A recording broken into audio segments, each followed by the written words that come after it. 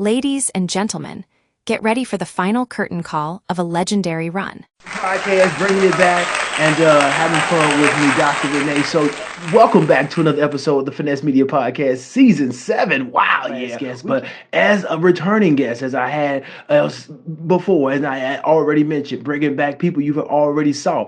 So, maybe new to some, but we're reintroducing to others. My great guest joining the podcast once again. She's in all things health. She's also in all things media because that's how we connected. But welcome back to the podcast. I couldn't say for the first time because I'm saying welcome back. So, Dr. Renee, what's up, girl? How you been? Thank you. I've been great. Great.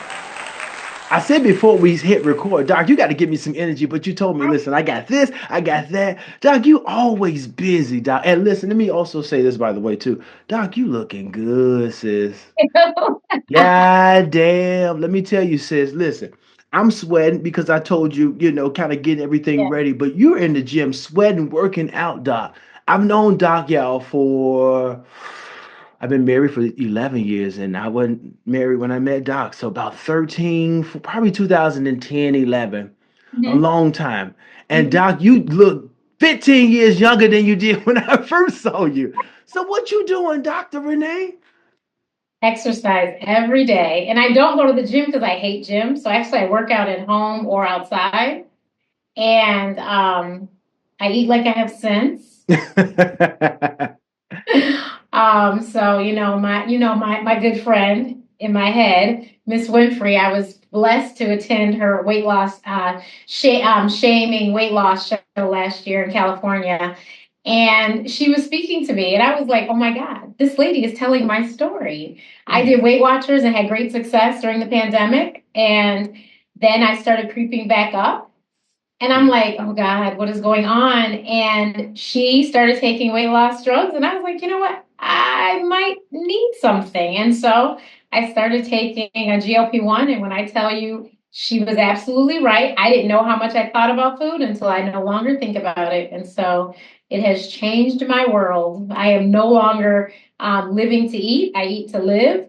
It is a whole new world because ever since I was probably like 13, 14, I've been obese. So for me to finally the obese category, yeah. I mean, I'm only 4'11", and I was Yeah, and that's it too. I'm I was thinking tipping the scales at probably like 235. So yeah. yeah, I was graced and blessed that I could still get around. My knees hadn't given out. I didn't have diabetes, didn't have high cholesterol, didn't have high blood pressure. I was lucky. And that's all it was luck. And I was knocking on the door as I got older that was going to come because all the people in my family have high blood pressure. So one side of my family all have diabetes. So I was going to eventually be just like them if I didn't. So I'm glad I was able to do something. I'm doing this squat challenge right now, so I got 60 squats to do today before I go to sleep. Oh, we're gonna get you out of here so you can get those done. We definitely gonna get you out of here because I don't want you to say, "Well, Ken had us talking so long." And that's the thing. I have no excuses. Like, I don't care if I only get 4 hours sleep. I get up, I work out in the morning. I have to work out in the morning. I tell everyone I don't start anything until afternoon, all meetings and everything after 12 p.m. because I have to get my workouts in. Like, I just don't play about it. It's something, and I don't even like working out. I just like the results. Yeah. I plan to live long, so. The results are working and the results are resulting, if I may say again. Shout out to the ladies of Alpha Kappa Alpha. Dr. Renee is a lady of Alpha Kappa Alpha Sorority Incorporated, man. So shout out to the ladies of Alpha Kappa Alpha. Many of those have been on this show, and I've always shout out my HBCUs and my Divine Nine folks. But Doc, is also my next question. You talked about I'm not just eating to survive, I'm eating to live or some sort like that. So I'm going to take you to the next question. I'm going to pop up on the screen and show you from my last guest. So each guest, I'll get prepared because each guest this season, I'm asking you to leave a question that you want the next finesser to answer. So yay. So my previous guest, Daniel Nullins, he said, this is what I want your next guest to answer. So I'm going to pop it up on the screen. Let me hear your thoughts after you hear the question. All right. Okay. Here we go. How do you view your end game? And the end game is like the book of I forgot it's a business book, but the end game is the three people that you would want to speak at your funeral. Ooh, I like that question, Chef. All right, Doc. Share your thoughts. I do a lot of, really, my whole platform is education and it's health education. So I know because people have told me, but I want somebody to say something about I help save some lives with my books about asthma and allergies, with my media education about the different things that I talk about with asthma and allergies, and any other topics I talk about, because obviously I talk about a lot of things, especially the health disparities in the Black community. So hopefully somebody will say something to the fact that I helped them on their journey to a better health, or they know people that I helped. Then, because my motto, my mantra is live like you deserve. So hopefully somebody will speak to the fact that from whatever I said to them or showed them or whatever, it helped them to live the life they deserved. They weren't doing that beforehand, and then something I said or did or whatever got them to do that, so that they, ended up. My whole thing is when I get to heaven, I want to make sure that I have done everything that I was supposed to do. I don't want nothing left. I want to make sure I've emptied out everything. So I hope that others do the same, because there's a whole lot of, well, I'll wait until, and wait until might not never come. Yeah. Tomorrow is not promised, so you need to live every day to the fullest. Yeah. Whatever it is, do it today. Trust me, I don't care how much it costs. You'll figure out a way, and it'll make it. You can make it happen. You just have to believe. And then, for the live life you deserve, you have to have health, wealth, and happiness. And so I think that for wealth, I have pushed a lot of people towards, like, I'm a futures and an options trader. I've told people about it. I've said, you should really learn this. This is a great skill. I have some great coaches. You want to use them, that's fine, whatever. Now I'm trying to help children to learn, so I think that's another thing in my bucket that somebody will say, because of her, I was able to pay with one check for my kids to go to school or something like that. I bought my kids a house, bought them a car, whatever, something like that. Yeah. No, and they will, Doc. If nobody will, I will. You ain't say me, but I will. And I ain't trying to have you to kick the bucket. I'm just saying. Right. If you call me or email me, I certainly will speak so many great things. And one of the things, it brings me to my next question, because you're a big advocate for asthma.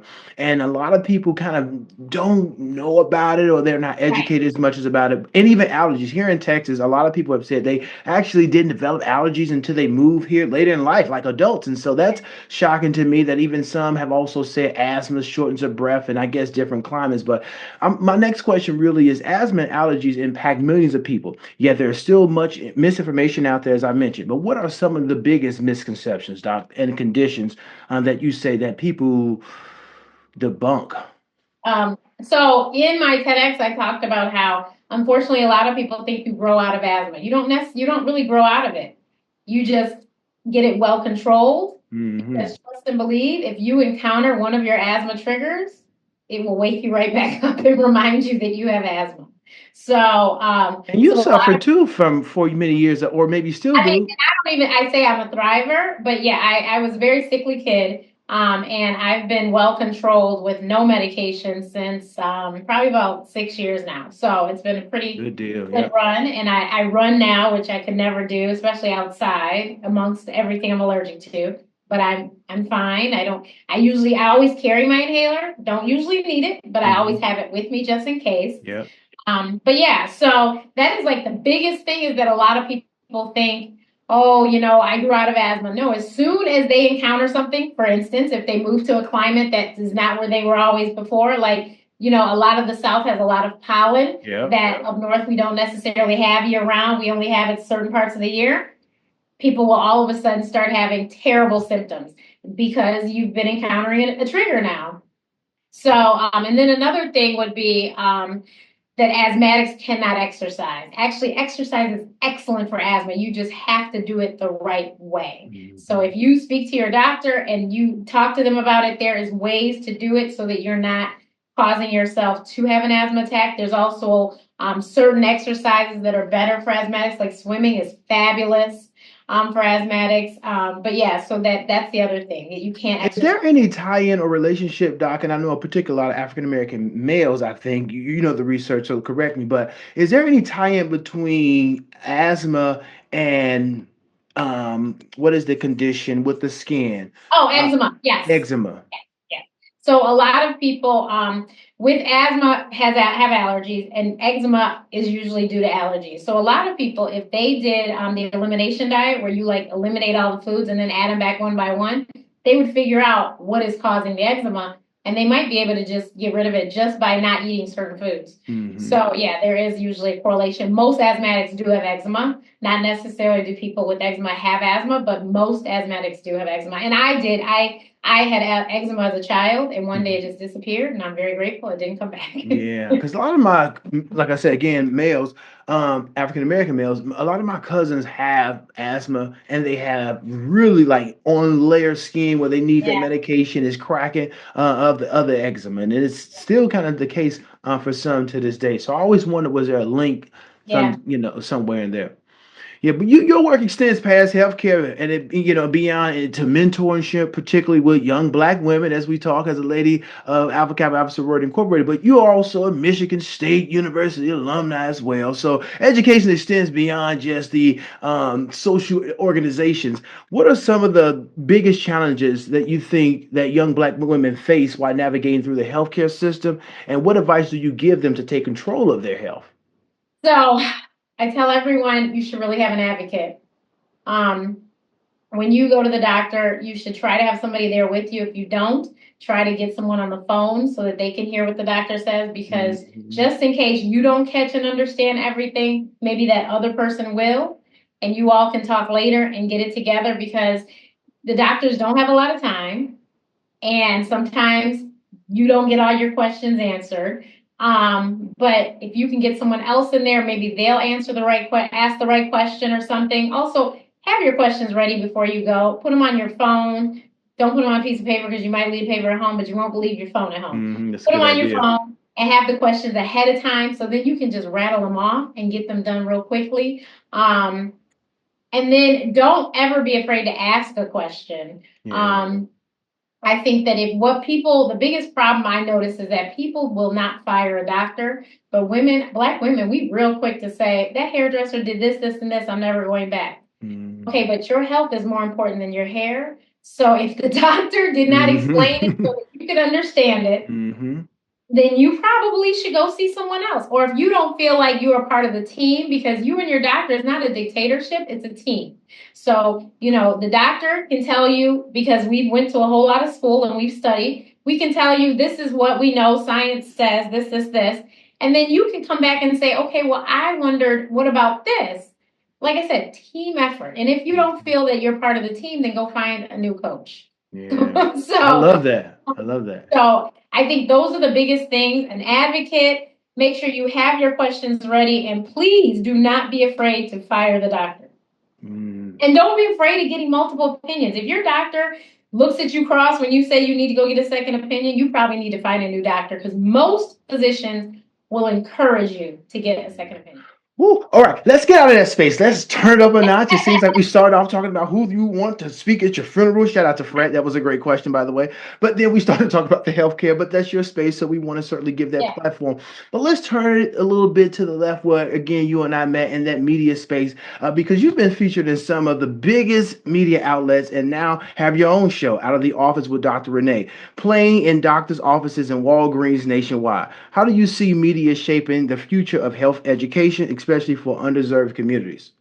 I think it's amazing. The platform that I work with, they make it so that the doctor's offices in every community can use it, because it doesn't cost anything to that office. Oh, that's dope. So that's why it's wonderful for these episodes to be in all offices, because everyone can see them and have equal opportunity to get this information. My little episodes, they're very short. But Weren't you like at an office appointment one time and you just saw your episode playing? I think I saw you more than once, actually. Yay! I love that.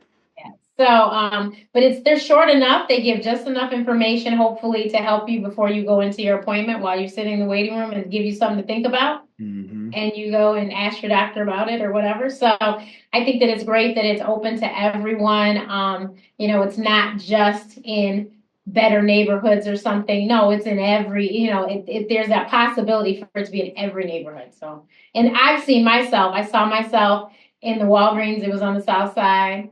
And in Bronzeville, I saw myself, and no, I got a text message from a friend. Her dad has a doctor's office way on the South Side. And I think it's like, I want to say it might be on 95th, I can't remember, but in the South Side of Chicago, and they had it, so any office. Yeah. That's dope. And how, and maybe not get into the business of it all, but do you have control of where your, I no don't. control? So it's just really good, a serendipity almost moment where someone's there and they're actually just catching you there. And even you've been in Yeah. places, as you mentioned, and caught yourself. So no, that's amazing. You built an incredible career, Doc, blending healthcare, media, and advocacy. What has inspired you to take this unique path, and how do you break into the media space while staying true to your medical background? Because they say, well, you really shouldn't be getting the vaccinations, but then some people say it is important. So how do you maintain true to your medical background? So I tell everyone I am a scientist first. I am all about, this is your home remedy. Your grandma said, I get it. I'm West Indian.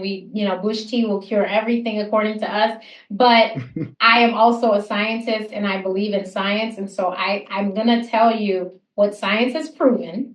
And what you want to do is great. But I'm going to tell you what science has proven so that you have factual information that has been studied amongst, thousands and probably millions of people. Like the vaccines that had been studied by thousands of people and studied on all kinds of people, which is the other reason why I advocate for clinical trials, because we don't participate enough in clinical trials. And if we don't participate in clinical trials and the drugs that they're giving us to take, we don't know if they'll work.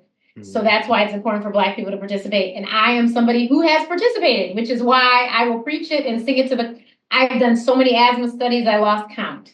Wow. Because I want to make sure no one else dies from an asthma attack. In the year of 2025, no one should be dying of asthma because we have way too many drugs, way too many interventions. I mean, we know way too much. There's no reason. And that is why I was like, sure, I'll participate. As long as I fit the criteria, I would sign up. And then once I started signing up, I worked a lot with the University of Chicago. They knew that I was very adamant about it, and I was going to follow the directions and make all the appointments. So they were like, and they kept calling me. I didn't even have to fill out anymore. They'd call me and say, come and do one. So I think that I always lead with factual information. I think there's way too many people talking on social media about stuff that is not factual. And then Dr. Google, who did not get his MD, and so and is not supplying you with one either. There's just way too much. So that's why you need to have people that, and that's a lot about my TEDx's too. It's about health literacy. You need to make sure you check your resources. Do not believe everyone. I mean, for Pete's sake, we had the man in the office talking about drinking bleach. And if you thought that was a good idea, you wait. You knew that. I didn't. Wait, but did Number 45, part of his COVID tactics was to drink bleach. You don't remember? Oh, you bleach. I didn't hear I thought I actually heard booty juice. No. But to be honest with you. Okay. Oh yeah, Trump said to drink the bleach. Yeah. Yeah. So no, that's why it's important for me. And then like I said, my biggest thing is I just don't want anyone else to die of an asthma attack. There's a whole lot of things that we have no control over that we could die from. But asthma, we have pretty much figured out what we need to take and do. Mm-hmm. I need us to do that. Mm-hmm. And so that's why I don't have a problem, and I love advocating and trying to get, because I don't want kids to go through what I went through. Because I mean, when I tell you I was sickly, I was sickly. I spent a lot of time in the ER. And so I don't want little kids to have to do that. And so we can, educate the moms and dads so that they can get their kids diagnosed, and we can get them, running around and playing, and they won't miss out. I don't feel like I missed out. I'm not an outdoorsy person. Would I have been if I was able to go outside when I was younger? I don't know. Yeah. But I'm not an outdoorsy person. I'm into the arts. My sister was the athlete. Shout out to Chef. She needs to come over here too. Chef needs to come over here. The engineer, yes. So, yes, she needs to come over here. So yeah, she was the sports and I was the arts, and and she also could dance and sing too, though she was a triple threat herself. But the basketball, volleyball, and golf was her thing. But I think kids, be able to find what you love. I love swimming. Yeah. Maybe I could have become some competitive swimmer if I wanted to. I don't know. But that is the only sport that I really liked was swimming. So yeah, that's what makes me want to advocate. And then I just tell the truth. And I mean, you see all sorts of craziness online, and you're like, this is so not true. My latest thing I saw was that doctors were getting paid by how many people they vaccinated for COVID. Pure lies. Wow. Pure lies. Not to mention, if you went and got a COVID vaccine, did you go to your doctor? Because I went to Walgreens. I was going to say, I went to Walgreens. The lady was texting while she gave me the swab, and then I don't know if she really was even paying attention if I swabbed, but I went to Walgreens drive-through. How convenient.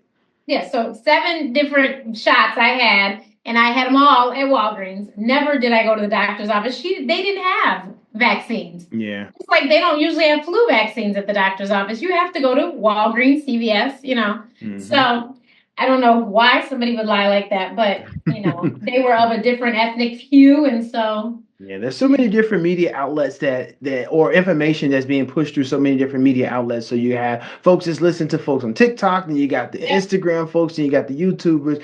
Then, of course, I'm not going to lie. I mean, you also have media too, who's kind of been under the fire for some misinformation where they had to pull back too. So, but listen, Doc, I always say, and I've said this to you before, we don't ever have enough time to talk about all the stuff you got going on, right? And then I normally will say, you got to come back. But then this is the last season. But that's good because we've been connected, Doc, for a decade at least, and we'll be continue to be connected. Also through Virgoism too. Listen, if you don't think she works, she is a Virgo. So shout out to my Virgos out there too. And she's an August Virgo too, which makes a world of a difference too. So that's a little bit of a difference. But speaking of all of that, before you get up out of here and you are an advocate, I want you to advocate on my legendary question. As you know, you've answered it before. Yep. Each and every week on the Finesse Media Podcast, I ask my finesse, which is you, Doc, that person that's finessing the game. So again, thank you for gracing us and finessing us with keeping up with the things you're doing. But who's that person for you, Doc? Who you advocating for? Who is that person that you say or that comes to mind that you say or think or even know that's finessing the game? Who is finessing the game? Wow. Well, I mean, she didn't win, but my soror, VP Kamala Harris. Sure. I mean, I don't know if you've heard the rumors, but they think she might be the first Black female governor of California. Really? That would be good. That would be good. Kamala Harris. Yeah. She's that person for you. Yeah. I mean, she had what she did in the short amount of time that she did it in was amazing.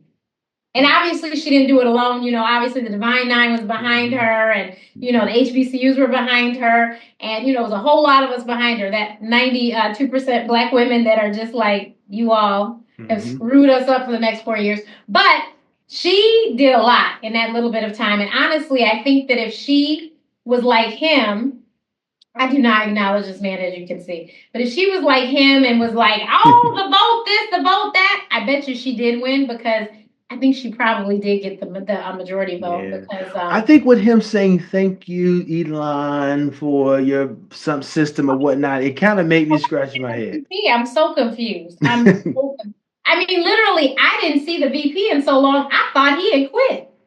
Correct. The first time I saw him is when they was arguing with the man from Ukraine. I honestly hadn't seen the man in so long. I was like, does he still have a job? Yeah, it definitely seems like Elon Musk is the vice president in so many ways. Beyond the Doge, it seems that he's, the person in charge. All right, Doc, listen, I said I had one. Well, that was my legendary last question. But before I get you up out of here, I have in the past season, I'm not going to do it with every guest, but I've done it with you. I wanted to just peruse, because you're always busy. I said, I can't see everything Doc doing. So let me go through her social media and let me pull something out. I got about 30 seconds left, but let me pull something from her social media and let me ask her what was all going on in this video photo, or maybe what was this post about that you posted. You ready?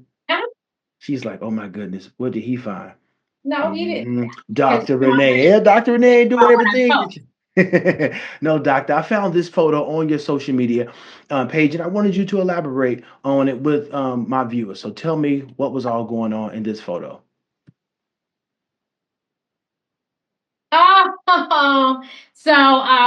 Cafe Mocha Radio was one of my clients, and they had their awards. They had it here in Chicago that year, and actually they used to tour, and they would usually have in Chicago each year. And so that time, Angie Stone was our guest, and that was the day that I found out that Sheila Eldridge, owner of Cafe Mocha Radio, was Angie Stone's former publicist and manager, and I was like, who knew? I had no idea. And so then they were telling me all about fun times they had. The two of them both were just talking to me, and it was really cool. She was very nice. We had a great time. I am so sorry for her family and friends, and I'm still in shock. I can't believe it. God is good that no one else was injured, because I lost count, but it was like 5 or 6 people that were injured. Nine.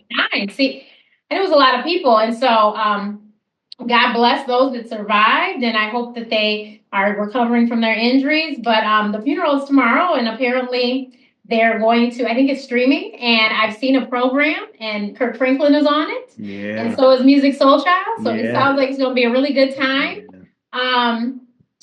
I've learned later, I don't know if you saw, but she was going through some health difficulties, health challenges, and sounds like she was looking for a kidney transplant.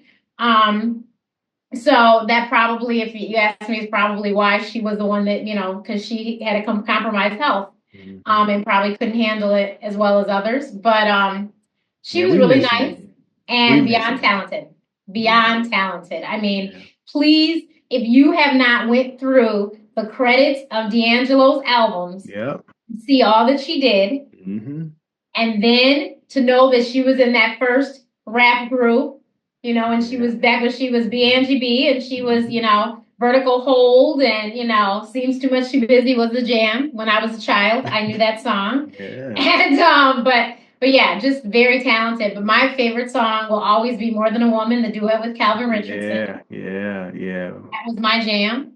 I love that song. And I was blessed to see her live. The only time I got to see Luther, she and Gerald Levert both opened for Luther. Unfortunately, they're both gone now, but they, all of them, but they both opened for Luther. The one time I got to see Luther in the D, and she put on a show, and she sang More Than a Woman. That's all I wanted. I was like, I'm not leaving. This lady got to sing my song. And she sang the song. She is amazing. We certainly will miss her. I love that someone said DNA with D'Angelo and Angie, because they was really DNA. They were the pillars of good music. And so, my certainly hearts and prayers go out to the family. Ashton, who's her assistant, I know that brother. And so he was in the car as well. So he's recovering. So no, shout out to everyone that love Angie. We're going to keep playing her music. And she was actually a guest on the Finesse Media Podcast season 1. And she sung Brother, but Black. I always call it Black Brother, but it's Brother. So she was really sweet and gracious. Doc, I got 10 seconds to get you out of here. Oh my God. Let people know how they can stay following you and supporting you, Doc. My website is Ask Dr. Renee, AskDrRenee.info, INFO. You can find everything there, but I'm Ask Dr. Renee on all the platforms. So YouTube, Facebook, Instagram, TikTok, Spill, Fanbase, all of them. All that. All right, Doc. Listen, I'll catch you next time. Once again, thank you so much for joining the podcast. I'll see you on the media. I'll be calling you. We'll always stay connected beyond this virtual space, y'all. You've been watching another episode of the Finesse Media Podcast Season 7. I'm your host, Ken Finesse Media, and I'll see you next week with something brand new. And shout out to our HBCU of the week, Southern University out of Baton Rouge, Louisiana, holding it down, the human jukebox. You're listening to Finesse Media Podcast, where each week we bring our listeners the hottest topics in entertainment, media, sports, HBCU news, and special guest celebrity interviews. When we're on air, you're in tune with what's brand new.